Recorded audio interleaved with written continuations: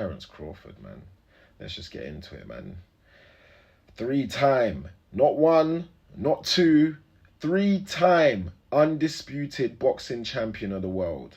He did it at 140, 147, and 168. I think the first round, based on how you see and how you scored it, was a swing round. I think Canelo did a lot of good things. He quite impressed me and shocked me on how active he was with the body feints and the moving. He may have not thrown a lot of punches, but he was quite active. And Canelo possesses phenomenal power. That's one thing we do know.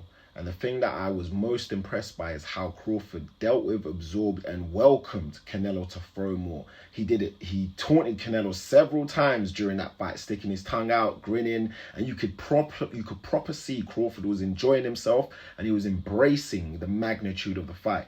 In my opinion, I always thought that Crawford had more to gain in terms of his legacy than Canelo. I think Canelo was the favorite. He's the bigger fighter. He's the bigger man. He's the bigger name.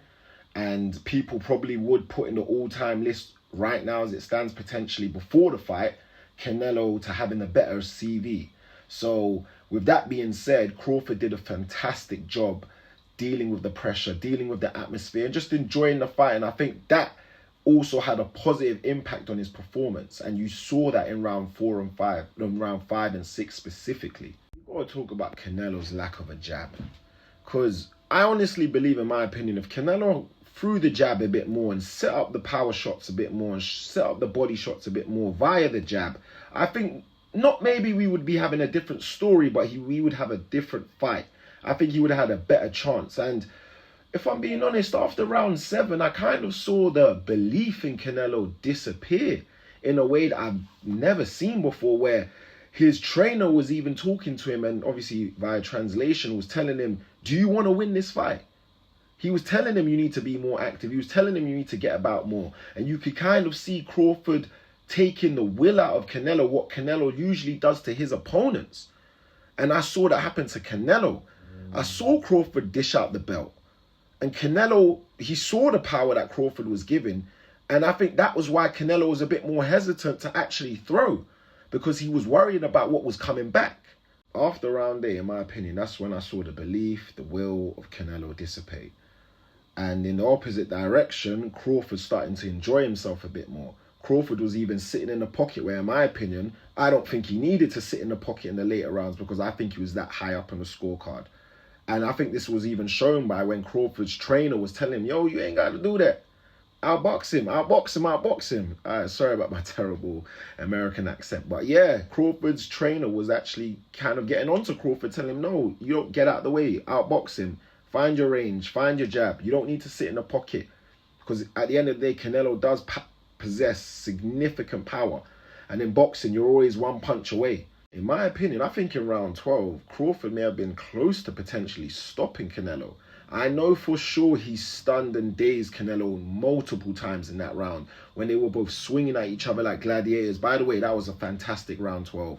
One thing I'll give Canelo is the final round, he picked up and showed pride and he gave it a go. And me as a boxing fan, that's all I can ask for. And that's the thing about these big, super iconic, historic all-time fights. There is a winner and there is a loser, but in the history books, there is no real loser, because we got the fight we wanted. We got the dream fight we wanted. We got the fight we thought we never wanted to see. So I want to large up Canelo as well for participating in this fight, being in this fight and giving us this fight. And he did his job as well. Like, I just think he found and came up against a better boxer. And Canelo said it himself. He had no answer for it. He has everything. That's Canelo's words, his own words himself. And there you have it, man. Terence Crawford, the new undisputed champion of the world at 168 and the first men's 3-weight undisputed champion in the 4-belt era. And you just have to tip your hat off to Terence Crawford, man.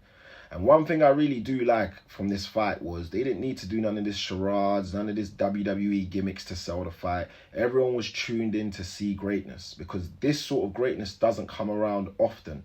It's a once in a generation sort of fight, and it's a fight we all thought we never got. So one thing that Turkey and the Saudis are doing is they're making greatness come back to boxing, and hopefully we get more of these sort of fights. Also, where do you lot see Crawford on your Mount Rushmore?